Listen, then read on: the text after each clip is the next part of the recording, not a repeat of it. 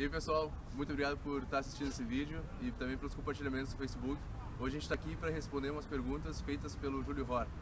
A primeira delas é então, como são as provas? O conteúdo é parecido com o ensino médio regular do Brasil? As provas são divididas entre conhecimentos gerais e proficiência em inglês. Os conhecimentos gerais são as provas SAT e ACT, que são basicamente o nosso Enem. O TOEFL, no caso, ele mede o inglês e a gente vai explicar mais a respeito dessas provas agora. O SAT, ele é um pouco mais conhecido que o ACT, que o Lucas vai falar a respeito logo em seguida, mas ambos são totalmente aceitos em universidades americanas, inclusive em algumas universidades não é pedido. O SAT, ele é dividido em matemática e inglês e contendo também uma redação. Ele pode chegar a uma pontuação máxima de 2.400 pontos, sendo dividido entre 800 para inglês, 800 para matemática e outros 800 para redação. Eu particularmente achei a prova muito mais fácil que o Enem, que era uma prova que eu já estava acostumado por tomar muito menos tempo. Enquanto o Enem pega 2 dias a pessoa e é muito cansativa, o SAT ele demora em torno de 4 horas, contendo vários intervalos, ou seja, a pessoa pode respirar, pode tomar um ar ali, se acalmar e fazer a prova melhor no segundo trecho, terceiro trecho e assim por diante. A proposta de matemática que existe no SAT é muito parecida com a que a gente tem na matemática do ensino médio aqui no Brasil.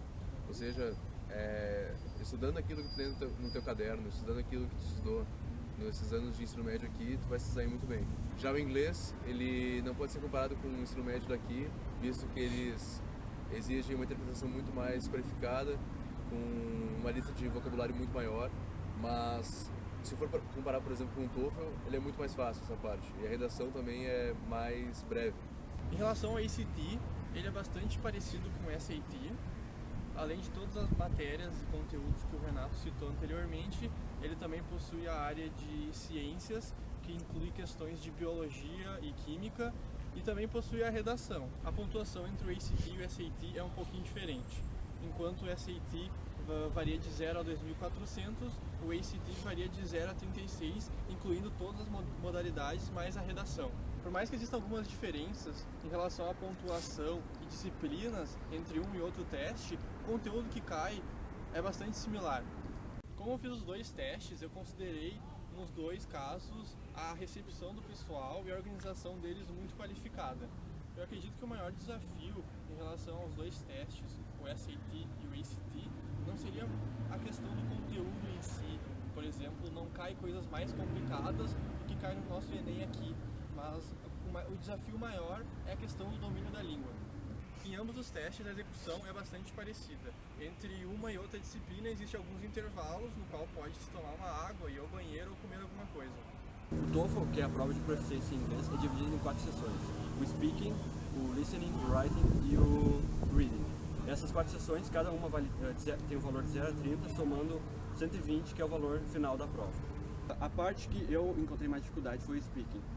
Para nós brasileiros, que não somos nativos em inglês, acredito que seja a parte mais complicada, porque as outras sessões, writing, reading e listening, são mais fáceis de estudar em casa, estudar sozinho. Agora o speaking, se tu não tem algum amigo ou não estuda em inglês separadamente, um curso, não estuda inglês não faz algum curso de inglês, é mais complicado de treinar o speaking, porque precisaria falar com uma pessoa e sozinho é bem complicado de tentar treinar isso. Uma das maneiras que eu, por exemplo, encontrei para treinar um pouco de speaking sozinho foi gravar as minhas falas e depois escutar para ver, para analisar se eu conseguia falar com clareza. Ainda sobre o speaking, que é uma parte complicada da prova, como a prova é toda feita online, tu faz num centro autorizado, diante de um computador, com várias pessoas. No meu caso, eu fiz em torno de 25 pessoas na mesma sala. Quando chega na sessão de speaking, geralmente o pessoal acaba chegando junto, é complicado porque as vozes das outras pessoas podem te atrapalhar. Então, nessa hora, é bom tu ter bastante foco e ter treinado a tua concentração em ambientes que tem ruído. Então, é uma boa ideia também treinar o speaking em ambientes que o som externo acaba te atrapalhando, para já chegar preparado para esse momento. Nessas 3 provas que nós comentamos, nós concordamos que a parte mais difícil, claro, além do domínio da própria língua inglesa, seria a administração do tempo, que deve ser bem cronometrada, então é algo que você deve chegar bem treinado para não se prender a uma questão. É muito melhor você pular uma questão que você está travado e responder a próxima do que ficar perdendo tempo nela.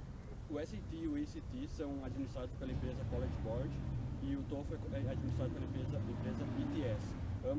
As três provas nós vamos colocar na descrição com o site de onde você pode se inscrever. Todas as inscrições são online.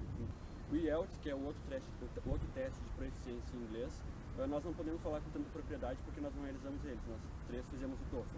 Mas de qualquer forma vamos colocar o link da empresa que realiza o IELTS na descrição, juntamente com as outras três provas.